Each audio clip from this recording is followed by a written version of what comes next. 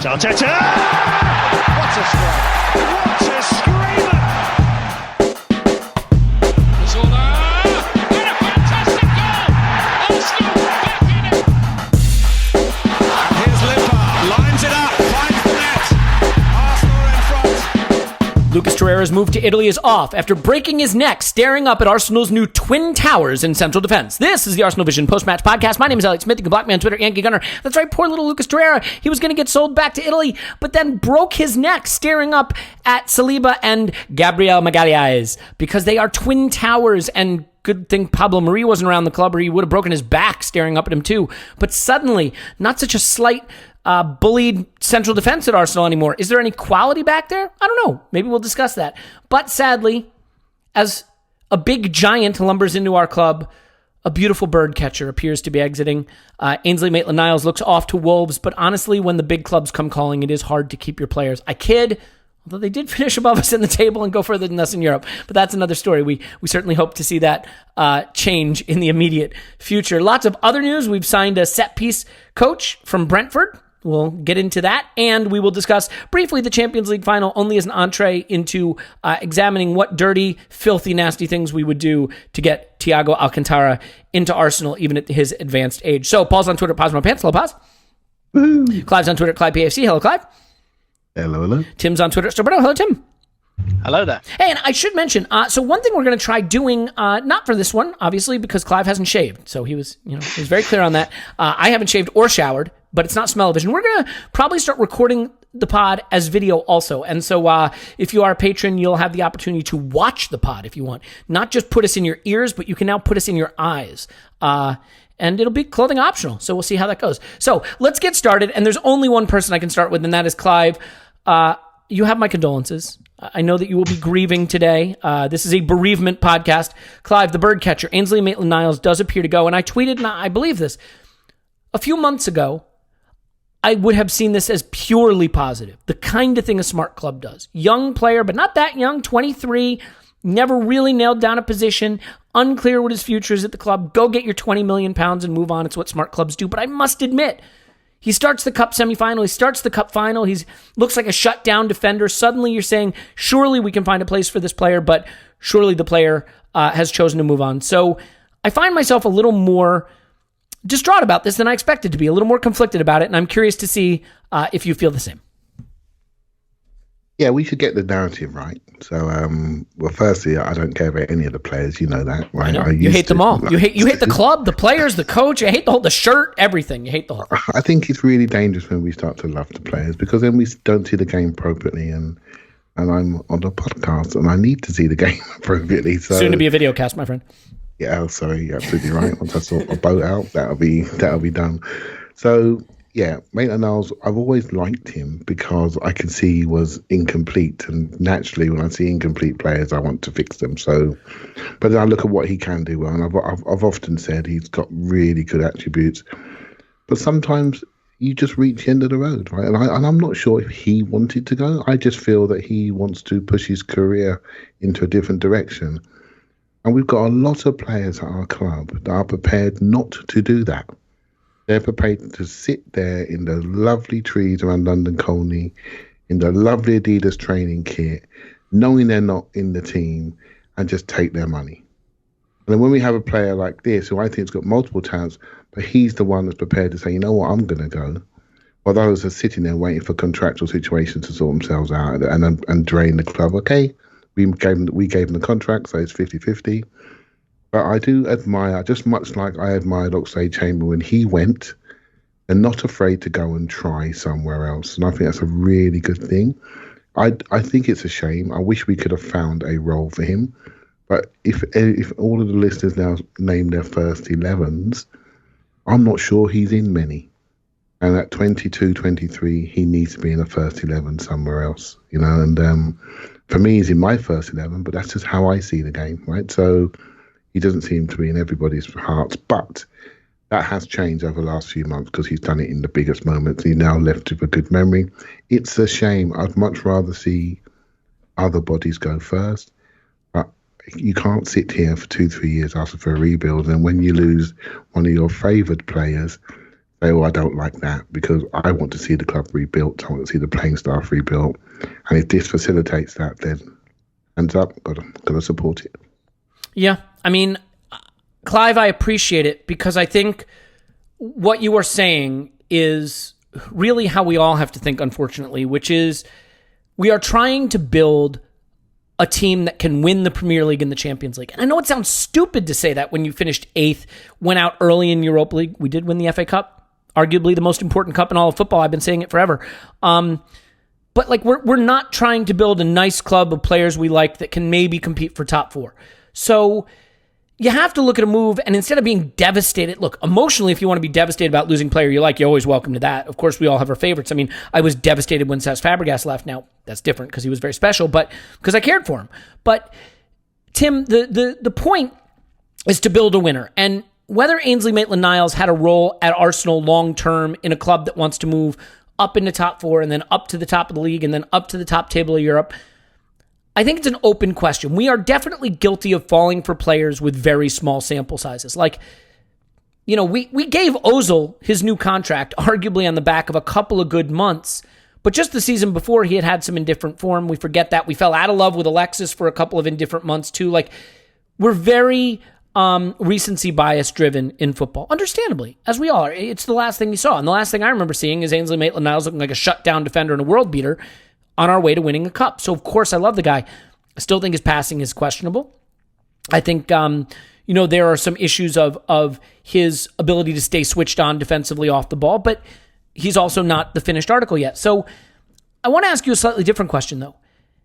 Do you believe that Ainsley Maitland-Niles would be staying at Arsenal if we hadn't made the Cedric move? And is that the original sin here? Or do you think that you can look at the things as being totally independent? So I think what's most likely is that we brought Cedric Soares in because Ainsley Maitland-Niles had either expressed a desire to leave, or I don't know, maybe at that point Arteta thought he was going to leave or didn't want him, or etc. etc. But I don't think Ainsley Maitland-Niles is going because we signed Cedric. I think it's more likely to be the other way around. What will really interest me about that, and sorry, just to endorse what you said as well, you know, we had the chat, didn't we, last week on the Patreon pod about Serge Gnabry.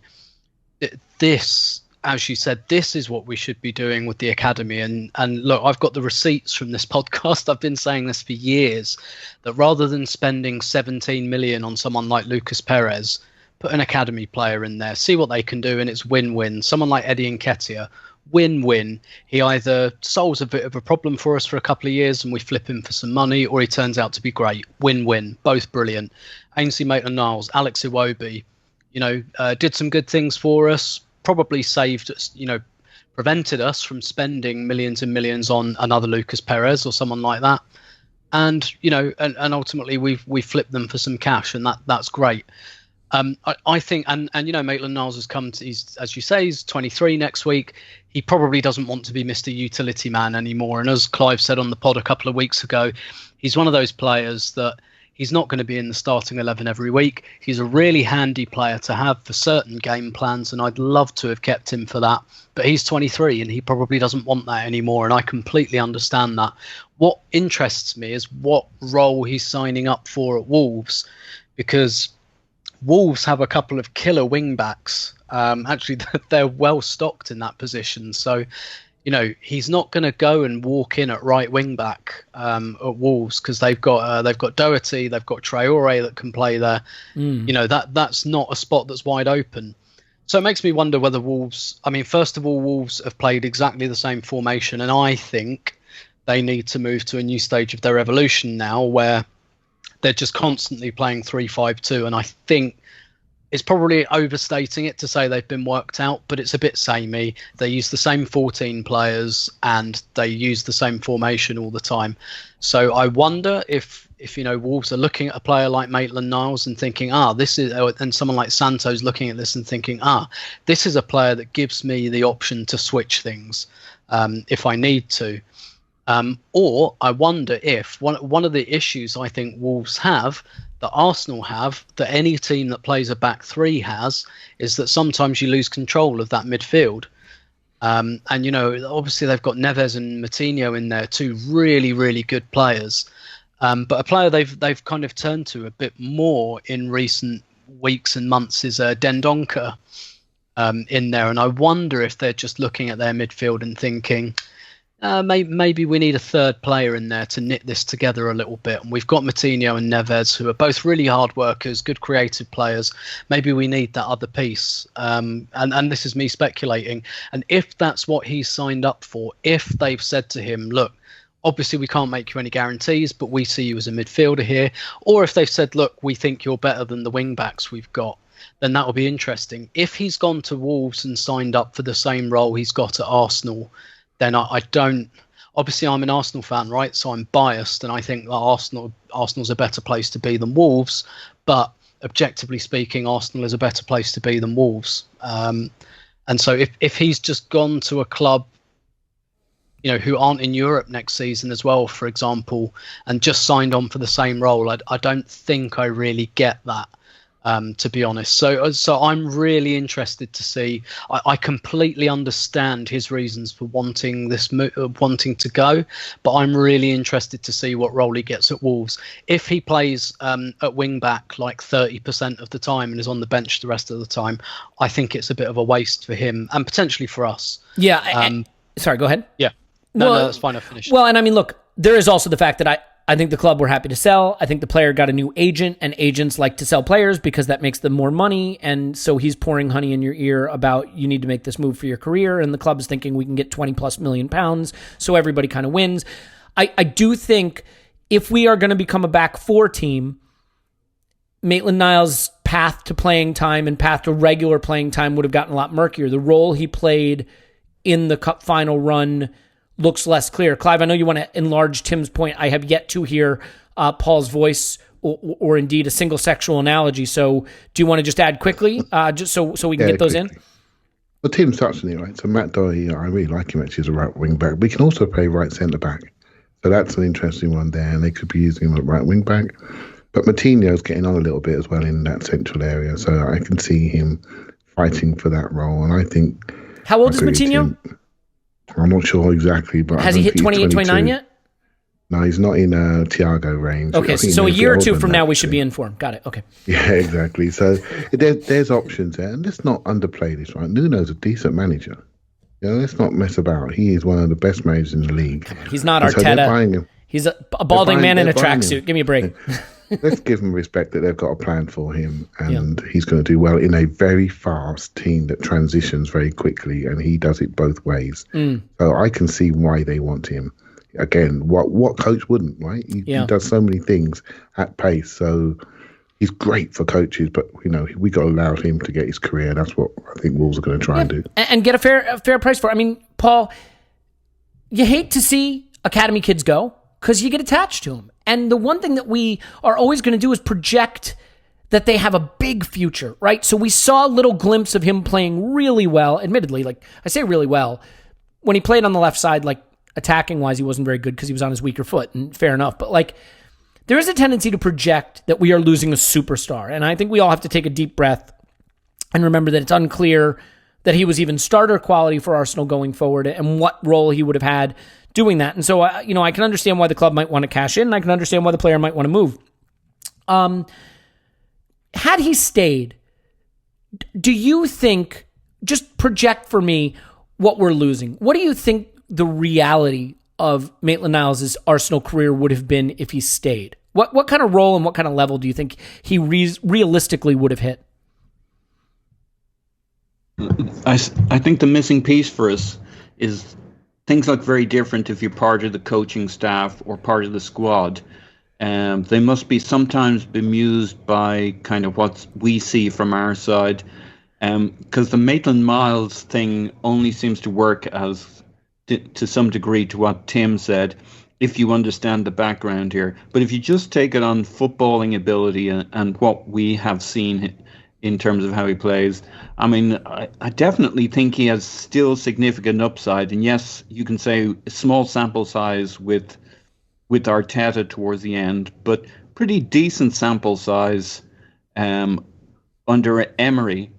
And mostly he was very impressive. I think we were all surprised. I mean, he disappeared from sight almost overnight when Arteta came in, which is why I'd be fascinated to see it from their side. Is that because Maitland-Niles just didn't meet the non-negotiables till the end of the season? Or, as Tim says, was it on the cards that Maitland-Niles had a new agent and was on his way out? What was going on there? Because Maitland-Niles on paper is the player you keep, and Cedric is the player you look to sell on and get some money for and get wages off your books.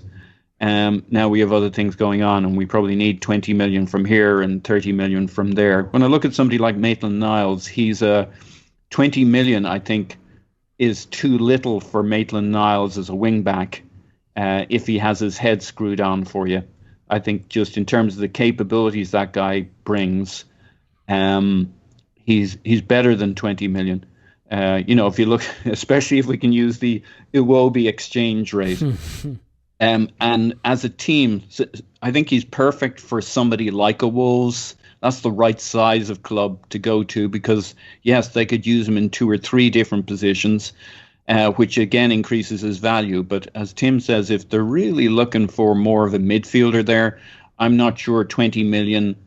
I think that's too much for what Clive will be coughing up his lunch here, but I don't think we've seen enough for 2-3 seasons from Maitland-Niles to justify 20 million as a midfielder. So it'll be interesting to look back after 3 or 4 months of his Wolves career and see what did they buy him for. Because as I say, probably 20 million is a good aggregate sum to pay for him if you're going to use him potentially in a couple of roles, but you're not exactly sure what. But if you just bought him as an out-and-out wing-back, full-back, I just really like the guy, unless what you see when you're in our camp is a guy who doesn't always have his compass pointed north. And I suspect of all the players we had, there's always a few of those in your squad. And you don't know till you're part. It's really interesting to see stuff written about teams we've watched 10 years ago or 12 years ago or 8 years ago, where the truth comes out and you hear stuff about Alex Song or this or that and the other, and you think, Jesus Christ, how do these squads even operate when a character is acting like this, that, or the other? Again, Clive is coughing up his lunch. By implication, I guess my question, if I had to guess the players who you were the most worried about as a coach, distracting rather than contributing to, my guess would be, based on pure supposition, he's a reasonable candidate for a guy that a coach might think, this guy can be a bit distracting. This guy subtracts rather than adds. So that's just guesswork, but I just don't understand why we would let this guy go. If his head's screwed on right and he's the right stuff, I think it's a crime that we let this guy go. I really do. And yes, you want to sell a few of these, but I put Maitland-Niles above Iwobi in terms of his potential as a footballer in contribution to the club, and I like Iwobi better than many. There's really several components to any player at a club, right? There's acquisition cost, there's wages, there's sell-on value, and there's service. So there's acquisition cost. In the case of an academy player, it's nothing. In case of a free signing, maybe that's nothing, maybe a signing bonus, something like that, but nothing. There's wages, which is what a player is paid in fiat currency. And then there's service. How well did they play for you? Did they make the team better? Did they contribute to a path going forward? And you always have to balance these things. So not buying a player, selling a player, all of these things fit together. So when you look at Cedric's acquisition, for example, there's a cost to the loan. There's a cost to the wages. There's the fact that he will probably be worth nothing at the end of his contract based on his age. In other words, there will be no sell-on value. And then there's service. What is Cedric's service if Bellerin stays? Backup fullback who maybe takes the starter job. We don't know. Does he really push us forward? What is the cost of Cedric if we lost Maitland-Niles for him? If we could have given Maitland-Niles the path, You say, oh, then we don't get the money for selling Maitland-Niles. Yeah, but we don't pay the money to acquire a Cedric. So I mean, it all fits together. And I think, in general, I am pro selling. Sell all the players. I mean, you're 8th in the Premier League. Sell all the players. There are only a few that you could say, honestly, you can't replace, you can't live without. You just have to sell them all. I mean, Ted Knutson on the squad building pod said it clearly. You got to kill your darlings. Clubs that hold on too long can't rebuild. So I'm okay with his peak window was so small. That's still the biggest thing. Like, he had 24 to 26, but at a push, he'd expand his window from 23 to 28. He's basically sell them all as they approach that peak window. Yeah, and look, I mean, obviously don't sell them if they're the ones that can take you to the top. Does Ainsley Maitland-Niles take us to the top? We don't know. Probably not, but we don't know. We know Cedric doesn't. Come on. You're not going to say, well, he was the piece that got us back into the top 4 and ultimately pushing for the title, and we're going to sell him for nothing. So ordinarily I'd say, look, he's a good kid. I do like his upside. We're getting good money. It's good for everybody. The thing that keeps me from purely celebrating it as just good, smart club stuff is we got this bum Cedric, and that's why we're losing our academy kid. If that is the case, screw that. I hate it. Clive, I'll let you have the last thought here. I mean, because you didn't really get to weigh in on that point. I am normally pro-selling. I would normally be pro-selling Maitland-Niles, saying that it's good for all parties involved. We get the money, we move on. Same like the Iwobi deal. But, if we had lost Iwobi because we had signed, Aaron Lennon, then I wouldn't have been as happy about it. So do you think the two things fit together, or do you think even without the Cedric signing, this would be happening? I think it's linked to the Cedric signing. I think the plan was there all along. It is obvious, right? Cedric it's an obvious thing. You got 3 for 2 in fullback situations. You've got a situation where Cedric allows Saka to develop further forward, and he allows Maitland-Niles to earn the club money, and he comes in on a free transfer. It's just business. I wouldn't do it. I wouldn't have gone for Cedric, but we did. Right? So if Kalashnik goes out the door for a bit of money, and the plan starts to develop, and a few of the bodies that are too comfortable start to go, then we look back and say, you know what, we're in good shape. And if we add the centre midfielders we no doubt would like to see, then we think, you know what, that helped build a different level of midfielder into our club and allows us to dominate games, etc., etc. So I'd rather see the plan go. I am not happy to see this player go, but I want us to be better. I want us to be better, and that needs money, and our owner's not about to give us lots and lots of money. So this is the only way we can do it, and it's a shame. It's one of the ones I like that goes first, but that's the way of the West, I'm afraid. Tim, can I ask you just a super quick question, because we're going to move on to Gabriel Magalhães. I'm going to say his last name every time now. Love it. Outside of the goal for Norwich, what's your favorite Cedric performance for Arsenal? Well, there's just too many to choose. If you had to pick one, is there one that just stands out as the quintessential Cedric performance other than the goal against Norwich? I mean, did he start against Wolves or Southampton? Or no, it wasn't Southampton. Yeah, he started against Wolves, didn't he? Wolves away, and then was subbed for Bellerin after 65 minutes. So yeah, that was great. Great. Okay, good. Yeah, I got to be honest. Like, I can't just pick one. So just really happy he's on board. He's on the boat. Thank God he's on the boat. Okay. I'm going to get so much hate for this. I'm sorry. I just don't like the Cedric move. I know I've been in the wars. I have served in the Cedric wars, as I've said previously. Block me on Twitter, Yankee Gunner. What are you going to do? Tim, Gabriel Magalhães does look like he has inched so close to Arsenal that I am afraid he might be inside Arsenal now, which, given the size of him, yikes. It looks to be a little over 20 million euros, I think they said, plus add-ons. Yeah, he's young. He's talented. It looks like we're building a future with Saliba and Gabriel. What's your expectation of him coming in and playing right away? That's the first thing I'm curious about. I mean, I think... So we have we have more center backs than any team in all of Europe. And I'm not sure any of them are good, but we've got a lot of them. So, yeah. I mean... Obviously, we need to try to shift some. I mean, just take some up to the cabin up north, leave some in the woods, do what you got to do. We got to get rid of some. But it is a fair question whether you want to bring Gabriel and Saliba in right away at their age and expose them when you do have a lot of more senior guys who can play. What's your expectation in terms of where he'll be in the pecking order to start with?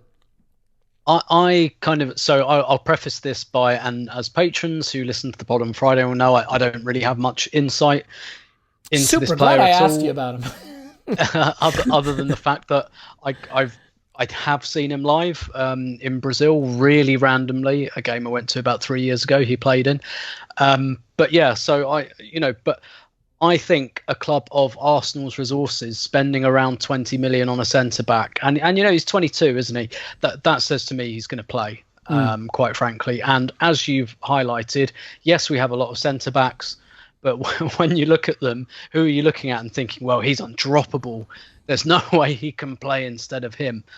I think what we're probably looking at is a bit of a transition, so that what we'll have, depending on whether we play the 3 or the 2 or whatever. And I think David Luiz is the bridge here. I think the idea is probably that David Luiz will oversee the transition. So my best guess is that we'll probably start with Luiz and Gabriel, particularly the fact they speak the same language. Very nice as well. And they both speak French actually as well.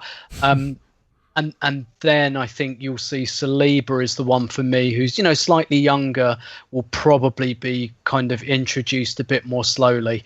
And so I think essentially what Arteta's thinking is probably that this season we'll have Luiz, Mustafi, Gabriel, Saliba, and Pablo Mari, who's injured anyway, and that eventually as the season goes on, we'll wean ourselves away from David Luiz, who we know is going next summer anyway, unless he somehow lands like a 5-year contract or something, which under Raul he might have.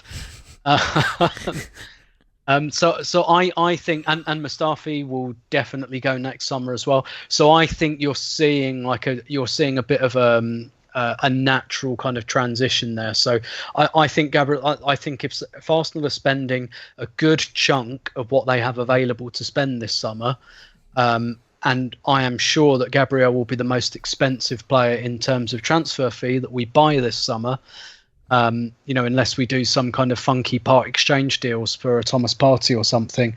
That to me, that's starting money for Arsenal at the moment, and he's 22. And he's played for Lille. It's not like he's been, playing in the Brazilian state leagues or anything. He's got some good experience behind him. So I expect him to be a starter alongside Luiz, and then we'll wean ourselves away from Luiz, bring Saliba in more gradually. Then you've probably got Mari fit for the second half of the season, and then Luiz and Mustafi can go next summer. I am sure we will try to move heaven and earth to get Socrates out the door this summer. And I think we would really, really try and get at least one of Holding or Chambers out. But I think if in La La Land we get good offers for both, they'll both go. I don't think that either of them has a long-term future at Arsenal. Yeah, I think this cements both Holding and Chambers as expendable and not part of the plan for the future. I also think it calls into question the Mari move, which I thought at the time was questionable and now I think is questionable. And I guess it's a good chance for me to go to Paul then, because I haven't fought with him in a while. Paul, I know that you are madly, desperately, deeply in love with Pablo Mari. I invite you to explain to me how that move makes any sense in the context of this. But let's keep it positive for a minute. just for a minute.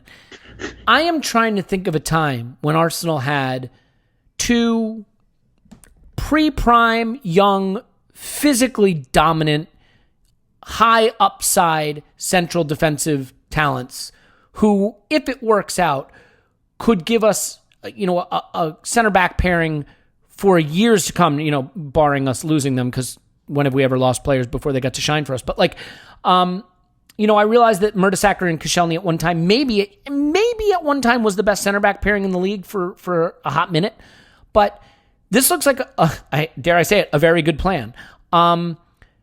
So, do you agree with me? I find myself very excited about this because I think this lets us now say, okay, let's go finally build an attack that can restore Arsenal to the kind of team that scares people, and we don't have to be the mullet of world football with, business in the front, party at the back. This looks like a very good long-term plan. So are you as upbeat about the future defensively for Arsenal?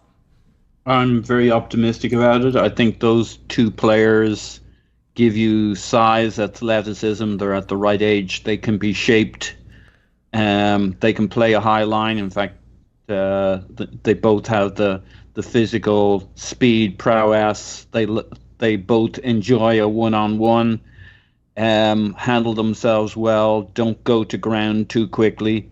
At least from what I've seen of them and the bit I've read. So yeah, I think it's really promising. Of course, the only downside is that they've both only had like a season and a bit in Ligue 1 to prove themselves, and Saliba's had some injuries, so you glom it all together. They've had just over about one good season in Ligue 1. Saliba's even a couple of years younger, so as Tim says, it'll be interesting to see how we transition there. Obviously, Luis is a pretty dominant character in our dressing room, and will take some shifting from the back line, but it may be one of those things where there's a good understanding of what the succession plan is, and as the season goes on, there's more and more scope for, I guess you would expect, if we're playing two at the back, it would be Magalhães who's beginning to take over that Luis spot, but maybe we'll still play plenty of three at the back, in which case you can have all three of them on the pitch at the same time. But yeah, they'll need months and probably a good half a year to really settle in and get comfortable, because it's the one spot where if you don't settle in and feel, we saw with Gabriel Paulista, who had many fine attributes and the physicality maybe we were looking for, and the athleticism. You got to settle them in so that they feel part of a unit, which goes beyond just the centre backs. So very important that they're adopted in and slot into a structure that we kind of don't really have at the moment. I'm not even sure we already have the experienced players. They can help them off the pitch and kind of in the league, etc. But we don't really have that structure. They just plop into. Tierney's new, Bellerin's established. That's fair enough. But what format we'll play at the back, what our midfield just in front of them will look like, it could still be a lot of shifting sands for the best part of another season. But a season out, yeah, optimistic. But I don't know if I think our future's bright and it's all locked in, because it just seems to be the toughest spot. Yeah. It's just the toughest spot to know how a player is going to turn out. It's so much of it is between the ears. Yeah, and I mean, I just think there are very few positions that are as difficult to project future success for, like center back, as you say. So I think that's difficult. But Clive, I mean, let's try to finish the Magalhães talk. I'm just going to keep saying his last name because I love it. Gabriel talk, just on a positive note. Like, what do you think the outlook is? I mean, building on Paul's point, and in terms of just, look, the club has done some things that I don't think I need to tell anybody that the club has made some questionable moves that I don't understand and don't necessarily agree with, and there may be more to come this summer based on the rumors, but between Saliba and Gabriel, this kind of looks like how you'd go about building a central defense for the future if you were a club that wanted to plan longer term, had a lot of aging center backs who you don't necessarily rate, but can at least, fill up some minutes for you in the meantime, and you don't have £85 million to spend on Virgil van Dijk. So this looks like a combination of good talent acquisition, good identification, good recruitment. I mean, are you as bullish on the move from just sort of a squad building and strategy standpoint? Yeah, well, absolutely. I think what this highlights to me is how poorly we've recruited and how long it's taken us to get to this point. I mean, we've had some moments with Chambers and Holding that have been positive, but we've been fooling ourselves. I've been quite critical in the past, and I don't like being critical, but they just got levels to them. Socrates was a short-term player. Mustafi, I thought he was a buy we didn't need. Again, why are we buying a 5'10.5" centre back that's physically challenged and always on his backside? I mean, why are we doing that? So again, it's the recruitment. Louise was to fill a hole in the situation that we allowed to develop with Koscielny and didn't react quickly enough. In some ways, that buy is looking really, really good from a, maybe not from financially, but from a human perspective, it's looking really good. And we just got a situation. Murray, I quite like. I will say that. I've said it before, and I'll say it again. I urge you to watch the games where he's played and where he's been fit. Good man, Clive. Go on. He is. I'll tell you now. I'm telling you. Watch the game. The players give him the ball. He is a defensive leader on distribution. I can see him easily in the middle of a back three. Easily. David Luiz is getting older. He could easily be that player. He's got leadership. He directs. He knows the game. He knows when to press. He knows when to drop off. He knows the game. He knows what he is. He knows what he hasn't got. And so everyone keeps saying, oh, he's slow. Well, I'll tell you now, this Man City game, he was injured in the first 2 minutes. That's when he got injured. When he covered across, he got injured then. And all that happened when he got run on that corner was that injury then came and hit him. He wasn't, he got himself in a situation where injury hit him and he was in no man's land. Just please, it'll come out in time. It's interesting. The very first game after lockdown, he was in, and he was in straight away. And so, I think there's a better player there than people realise. But let's just wait and see what actually happens. Although, if you ask me, if there was a choice to buy Gabriel or Murray in January, and we decide not to go for Gabriel, then that doesn't look too great. So, personally, this is what centre backs should look like. They should be fast. They should be quick. They should be one-on-one players. Otherwise, you can't play a back four. We've had back three defenders for 3-4 years now, and that's why they had to play a back three, much to your disdain, Elliot. So, but yeah, we finally got the Colo Toure, Sol Campbell type players that when you turn around, you don't worry about them winning races because they just win them. I'm probably hoping that's need good. though 3 or 4 of them, right? Because you just don't know who will work out between Saliba and Magalhães. You need. Look, you guys know that I'm not a big believer in squad. Like, I don't think squad depth wins you titles. I think starting 11 depth wins you titles, and all you have to do is look at Liverpool's backup central defenders. But, like, I don't think you can just have 21 and 22-year-old center backs. I fully acknowledge that. And, you guys talk about back three, and I don't like the back three, but you've got it all wrong. You think I want us to go to a back four. I think we play all the center backs. Play them all. Try scoring then. Luiz, Mustafi, Socrates, Chambers, Holding, Magalhães, Marie, and Saliba. I mean, come on. And then just play for corners. Get Big Sam to coach us. We'd be unstoppable. Just a thought. I say we move on from Gabriel because we're going to announce him and then we're going to have to do more pods on him. So can we move on from him because there'll be more time to discuss? Oh, yeah. Yeah, no? You want to keep going? Well, yeah, okay. Well, so you don't like my idea, is what you're saying. Paul's point is really important, right? So I doubt it. As we develop into these two being our first choice, whether that takes 6 months or a year, next summer now we have to buy another speedster, another one-on-one player. So when one of those two kids gets injured, we don't have to change how we play.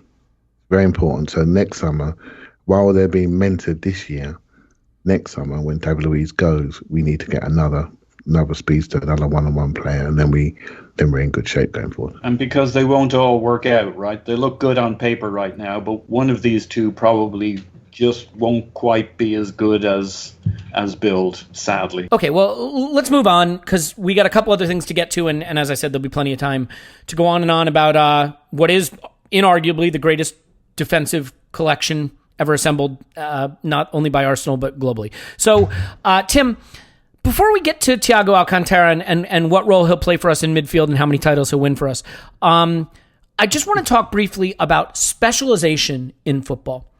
So we have apparently signed a set-piece coach from Brentford. And I find this to be tremendously interesting because, look, I know people hate it, especially when Americans do it, when you compare one sport to another. And nobody wants to hear about the NFL. But I think the NFL is an interesting sport, right? Because in the NFL, you got a head coach. You have an offensive coordinator, a defensive coordinator, special teams coordinator. You've got a wide receivers coach, a running back coach, a offensive line coach, a defensive line coach. And, I get it. There's some of that in football. You got a goalkeepers coach and you got the head coach and you have an assistant coach. But there's not as much specialization as you'd expect. And there are moments in football that are distinct moments. you take a great chef, right? The best chefs in the world don't make desserts. They hire pastry chefs because that's not what they're good at. Like, do I think that Mikel Arteta should be the coach and have the overwhelming control of the sort of philosophy and flow of how we play our football? Of course. But when it's a dead ball, there's an opportunity for someone whose only job is to scour world football for every set piece routine, offensively and defensively, that he's ever found, and imitate them, innovate against, on them, disrupt them, and create new opportunities. And if you get 4 or 5 goals a season from a set piece and concede 3 or 4 goals a season fewer, that's the difference between playing Europa League and Champions League. That's the difference between winning a title with 101 points or losing a title with 99 points if you're Liverpool or City, right? So I'm just sort of surprised that we don't see more specialization. And we always talk about inefficiencies and exploiting inefficiencies. And to me, one of the easiest places to do it is set pieces. Hire somebody to take control of the dead ball situations and improve on them. And this seems brilliant to me. So how do you feel about specialization in football and about our decision to do what I think looks really innovative and modernized, which is, get people in who can help with these incremental improvements? Yeah, like you, I'm surprised that this hasn't happened earlier. And actually in England, I remember, in the 90s, people talked about this like in really general terms that I don't think work, like defensive coaches. And actually that was something that came up with Arsene Wenger around the time everyone started dancing around maybe Arsene Wenger just isn't that good anymore. And we kept trying to make him better. Like, what if we just get a defensive coach in? That will sort it. And that's too vague and too general. And Newcastle tried that in the 90s under Kevin Keegan because they were great in attack and couldn't defend. They hired Mark Lawrenson to be a defensive coach. Didn't work. Left after about 3 months. It's too vague, and you can't separate defense from midfield and attack really in terms of your coaching because everyone has a little part to play in that. But yeah, I'm with you on stuff like particularly on set pieces. And it's surprising that we're only just beginning to see it. And look, Liverpool have the throw-in coach, and what was really annoying when Liverpool got the guy who deals with the throw-in situations, who I think is on a casual contract and comes in like twice a week, so it's not like the absolute focus of everything they do. I think he just runs a couple of sessions a week, and all the bloody real football men were like laughing, oh, why do you need to train someone to take a throw in? And it's like, obviously they're not training them like literally how to throw the ball. It's the situation. They won't have any more foul throws, Tim. That's going to be the difference. Yeah. And it's like, think of how, and you think about it, you think, well, think of how many throw-ins you get in a game. And like actually throw-ins are quite difficult because it's really easy to pen teams in. So why, because there's a limit to what you can do with it. And so why wouldn't you have like a pattern of play for throw-ins or several patterns of play for throw-ins just so you can get yourself out of, because you get boxed in, just to get yourself out of that situation. Why wouldn't you do that? And I'm really enthused about this guy coming in from Brentford. I mean, first of all, to your point, for Arsenal at the moment, set pieces are not even a marginal gain. I read today, we're bad at them. Yeah, it's a huge incremental improvement. If you include penalties, 45% of the goals we conceded in the league last season were penalties. Take out penalties. Or set pieces, you mean? Not just penalties. Sorry, were set pieces including penalties. Take out penalties and it's 31%. Only Manchester United conceded more. 31% of our goals conceded. If you can take 2 or 3... So what did we get? The winner for Spurs in the North London derby, corner. That doesn't happen, then we finish in the Europa League spots through the league. I know we won the FA Cup and that was great, but that was the literal difference in the end between not qualifying for the Europa League through the league. And that's just like one example. If you cut that down by 2, 3, 4 goals, that can mean 2, 3 or 4 places in the league. That can be the difference between 4th and 5th or 7th and 6th. It's so worth doing. And what enthuses me about this move a little bit, again, we talked on the Patreon pod on Friday, didn't we, about Lyon and where do they get these exciting players from? And actually, sometimes who you steal from or who you take from, rather, can be quite enthusing, and Brentford are a really kind of modern, forward-thinking club. I know Ted had some involvement there as well a couple of years ago, and look at what Brentford have done. Like, Brentford are a League Two, League One sized club, and they were a hair's breadth away from getting into the Premier League.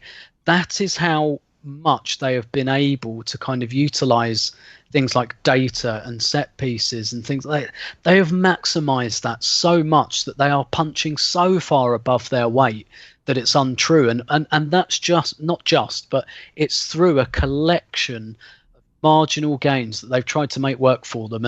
And so I'm kind of glad that we're looking at them as a bit of a model, but also Liverpool. I and again, to reference Ted again, I know. I forget where it was, but Ted was talking about how Liverpool had kind of found their own metric, because their XG is quite curious. You look at their XG and you'd think that doesn't kind of stack up with their actual goal difference. They're massively overperforming, both in terms of XG for and XG against. And Ted was talking about how their data guys had actually found another data point that nobody's discovered yet, and they're working to that. So they've almost like cheated XG a little bit. And again, like, just look at how Liverpool have built these marginal gains in their recruitment, in their coaching, and the way they do business. And if you keep adding up all of those inches, eventually they become yards, and that's what I want to see Arsenal doing. Brilliantly said. And I mean, you guys, everything is measured in football now. And what's great about football is there's only really one measurement that matters: goals. And there aren't a lot of them scored. So we know how valuable they are. That's why, Pierre-Emerick Aubameyang, towards the tail end of his prime in his 30s, is going to get a huge bumper contract because he scores goals. What is it worth if an assistant coach comes in and adds 3 goals? He's worth something. I mean, hell, your backup striker gets you, 5 or 6 goals, and you give him £60,000 a week for 4 years? Like, if you can get these specialists in to take a few goals off your goals conceded, add a few goals on your goals scored, I mean, literally, that's worth millions of pounds just in the places you finish in the league, let alone maybe getting you Champions League. And you know why I love it also, Paul? Here's why. So much about football is just talent. The team with more talent wins. I mean, you look at the Champions League final, Bayern and PSG, there probably aren't 2 more talented squads in world football right now, and that isn't always how it works in cup football, but it pretty much did this time. Maybe Manchester City could make an argument, LOL. But talent wins. But set pieces, I think that's an equalizer to some extent. I mean, you could say, well, height matters there, the delivery matters. Of course it does. But every team has someone with a wand of a foot that can put in a good ball, and everybody's got some guy who can jump who's tall. That's not the point. Set pieces are where you can take comparably less talent, and if you design it well enough, you can make it an equalizer. You can catch up on better teams and certainly beat up on lesser teams in the set piece moment. So this seems like an obvious place to be looking. And I also like it, Paul, because Brentford is an analytics-driven team. Tim mentioned all the reasons why they're a very unique situation and one to be admired. And if we are taking a guy from there, I think it also means that maybe we're looking at their model and saying they're doing something right. And if we think they're doing something right, maybe we will start doing some of the right things they are doing. I'm not trying to say Brentford is what Arsenal should be, but you get my point. Imitate smart things. That's always a good plan. So do you broadly agree with all that? Yeah, I think Tim covered really well kind of a couple of thoughts I wanted to get to. But he really filled in the platform for it. I think Brentford is the kind of team we should be emulating, because we don't win the Premier League unless we do something like Brentford is doing, but in the Premier League. This is the second Brentford coach we took. So we got our goalkeeping coach, very hard to measure, like the weirdest job in the world in football. If it's you got this permanent coach, the goalkeeping coach, who never really gets a chance to shine in his own right. Such a narrow niche area to work with, and he's probably mostly been working with Emi Martinez and sure Bernd Leno, but Bernd Leno's in the first team, he's in form. There's only, what are you doing? You're doing maintenance there. You're not trying to change his world. But the one guy who's probably he's got the freedom to try and bring up a couple of levels is Martinez. And Gunnar Blog does a great thing back in February on who are the profile of our coaches and what their jobs are. It's really quite interesting. So at City, they had the 3 assistants in their group, and we've replicated that. We have Round, we have Stivey, and we had Freddie, and maybe it'll be Bergkamp to fill in that role. Imagine. If you're going to lose Freddie, getting Bergkamp isn't a bad trade. Yeah, now why does he want Bergkamp? I've such a long shadow. I don't know if I'm Mikel Arteta that I want Bergkamp standing right next to me. Yeah, you walk into work with a guy who walks by a statue of himself every morning. Yeah. Not ideal. And that bad 10-game streak in the middle of the season, and everybody's getting twitchy on whether you're still the guy, and Bergkamp's... I don't know. Well, look, the good news one. is you can't give the head coaching job to the guy who won't fly as long as you stay in Europe. So there you go. Yeah. Anyway, moving he's on. probably all right with the channel tunnel, though. Yeah. But yeah, you look at somebody like Bergkamp and you think Arteta just wanted him there because he's a fan. And, his other option was Santi Cazorla. Well, he just wanted Santi because Santi is fun. But there's the Freddie spot where you kind of have this big personality who they kind of consigliere, kind of the big picture, give you feedback. So Arteta gets that. He's got Stevenberg, I think it is, who was under Louis van Gaal and Ryan Giggs, but we'll forget about that last one. But he's basically the Dutch tactics guy, who's going to tell Arteta how he needs to play next weekend, and Arteta then makes his own decisions what he wants to do. So kind of Arteta fulfilled that role at City for a while. But he also fulfilled the set pieces role. That was what he did his badges on. So some interesting echoes there. Not surprising that was one of the additional roles he had fill in, especially when you see some of those short corners we got done on towards the end of the season. I'm surprised actually under Arteta we got caught so many times in that way. But there you go. You need... you got so much going on. Even if you have the skills and the abilities, you need to delegate and have somebody else on it. So,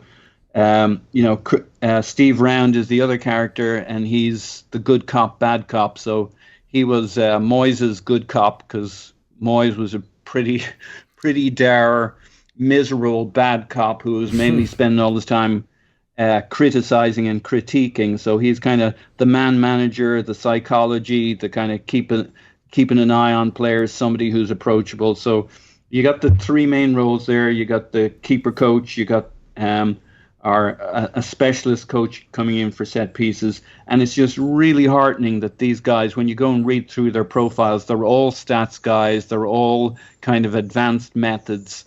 So with all the kind of all that shit we were dealing with for the last couple of weeks of pulling our hair out with this agent-led contacts approach, double down, triple down on Brentford stats, marginal gains, all this good stuff, younger players coming in. This is a good week, I think. This last 7 days makes me feel a lot better about where we're going, that maybe we pulled our head out of our ass.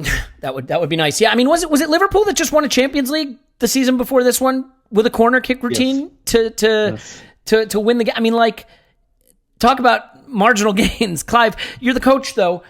As someone who coaches, now I realize it's a different level, and the need for this kind of specialization is a little different at the level you're coaching. But, like, how would you react to someone saying to you, "I don't want you handling every bit of how the sausage is made. I want you to get a specialist for set pieces." I mean, just because you're a good coach on flow or setup or possession or whatever doesn't mean you've scoured the world and have the best insight into an in-swinging versus out-swinging corner, zonal versus man. I mean, how much would you enjoy the opportunity to say, "I'm just going to coach how we play football, and I've got this other guy who's aces at the set pieces"?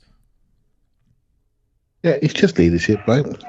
When you're a leader, you basically make sure you surround yourselves with people that can do things that you can't, right? So it's just classic. This is something that an area that maybe you want to see a bit more specialism in, and needs to be added to it. When you think about it, in every single game, there's 40 to 50 throw-ins every single game.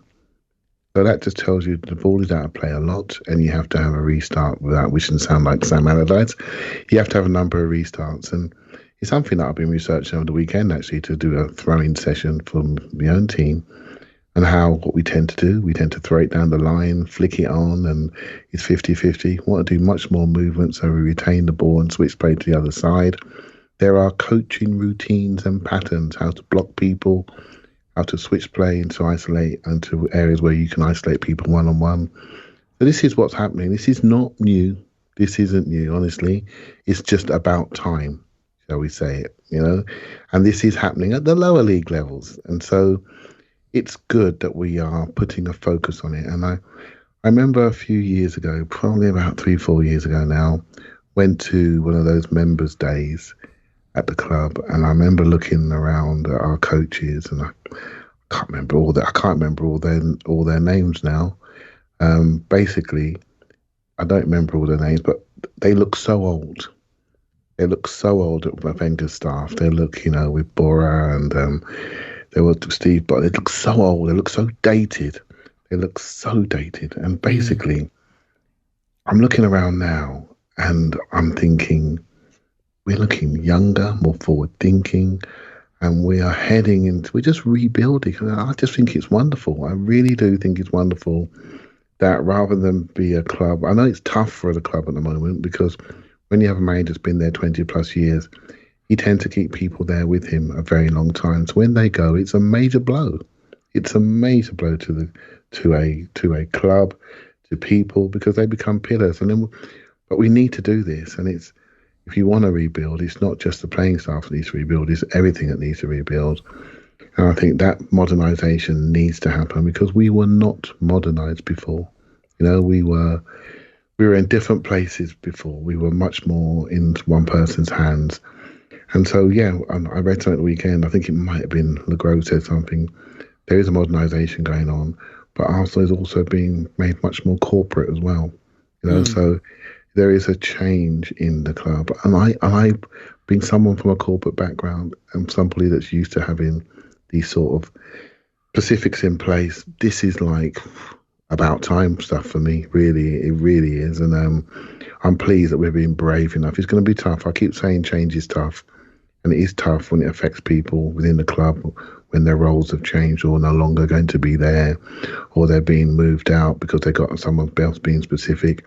But we're quite quick to say when people are not doing their jobs, right? So at the moment, we're not drifting.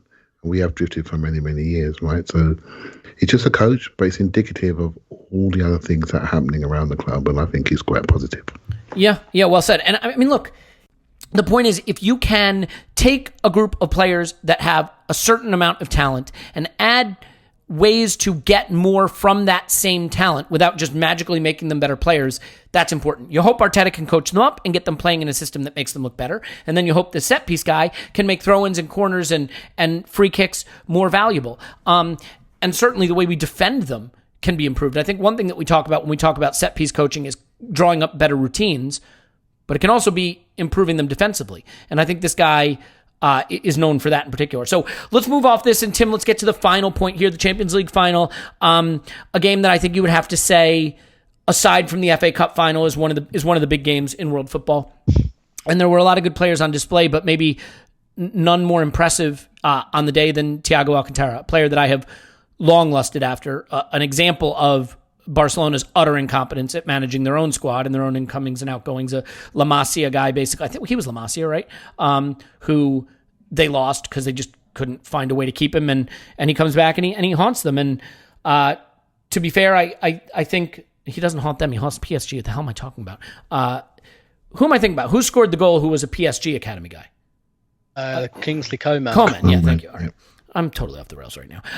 But moral of the story is, I have put a lot of hours in this podcast into expressing that I don't think we should buy anyone over the age of 14 years old, and how, you can't buy late prime players. You can't give them money. And Aubameyang, I've been waiting for this all day. Aubameyang should be sold for £5, and so should everybody we have that's over 27. And I'm against the party deal, which I'm on record as, but I'd break all my rules for Thiago Alcântara. I still think moves are about value, right? It's about value. Do I think Partey at 27 for 50 million pounds is value? I don't. We're not going to get into that right now. Do I think arguably the best central midfielder in all of world football is worth whatever he's going to cost, which is probably less than 50 million pounds at 29? Now you've got me interested. Thiago Alcântara, to me, Tim, is a player that fixes you instantly in midfield. I'm interested. Look, we're probably not going to get him. There are rumors we are in for him. We're probably not going to get him. Does he fix us instantly? Would you do this deal? He has an injury track record that's scary, and he is 29. But for me, he is in that rare bracket of quality where you almost throw everything out and just get him if you can, because he fixes the midfield instantly, in my view. Yeah, he's that Cazorla cheap player, the player that can do a bit of everything, but yeah, just instantly brings the technical level of your midfield up. Someone that can really, really control the rhythm of a game, and someone that can, someone that really knows how to use the ball. I'll kind of reactivate my primary use on this podcast, which is the pronunciation of Brazilian names. Because even though he was born in Italy and he plays for Spain, but his father is Mazinho, who won the World Cup for Brazil in 1994. So it's Thiago Alcântara. Okay. The stress is, there's a little squiggle above the A, so the stress is there. But anyway, Thiago Alcântara he's absolutely exceptional, and I don't even know why Bayern are letting him go, to be honest with you. And look, I think it's really pie in the sky, because Liverpool is the really strong rumour, and he's playing for Bayern Munich, and he's a really important player for Bayern Munich. And, for Arsenal, so this is going to be a bit of an over-exaggeration, but for Arsenal at this point, at probably their weakest point for 25 years, to pick up a player like that, it would call to mind Arsenal getting Dennis Bergkamp just after they'd finished 12th in the Premier League. And I'm not saying he'd make that kind of impact, not least because he wouldn't be at the club for 11 years probably. But yeah, I think you're right. I think he's just the type of player that you bring in, and you don't have to worry about building your midfield anymore. Like, it's kind of built once he's there. You don't have to think too much about who suits Xhaka and who suits Ceballos, and which blend of qualities goes with which. I think he's just someone you just parachute in and say, right, yep, that's that, like Fabregas, right? We didn't used to agonize over who partnered Cesc Fabregas. It wasn't like, should it be Denilson or Song or Gilberto or Edu? Like, there was never a conversation. It was just, we've got Fabregas, who cares who plays alongside him, quite frankly. And I think this, and kind of similar with Cazorla, really, once we worked out his best position was deeper, it was less a case of who partners him, albeit the Coquelin partnership was effective, but I think that was about 80% Cazorla, maybe more. And yeah, this is the same with Thiago. This is just the sort of player you don't argue about who fits with him. He kind of makes people fit with him. He's not an awkward player to accommodate. And the reason he's not an awkward player to accommodate is because where he plays and how good he is at playing it. And I bet, the player and the coach that Mikel Arteta is, I bet he'd do some terrible, terrible things to bring Thiago to Arsenal. I don't see it, but yeah, I would absolutely love it. And I also think he's the type of player who, when he's 32, 33, he'll still be really good, so long as he's fit, which, like you say, is probably the only real, like, I don't view the aging part of it as that much of a problem. It's more the fitness. That's where the risk sits. Yeah. I mean, to be fair, that is a risk. So I don't know, I don't know how much money you want to spend on a player like this, but our midfield is bad. It's just bad.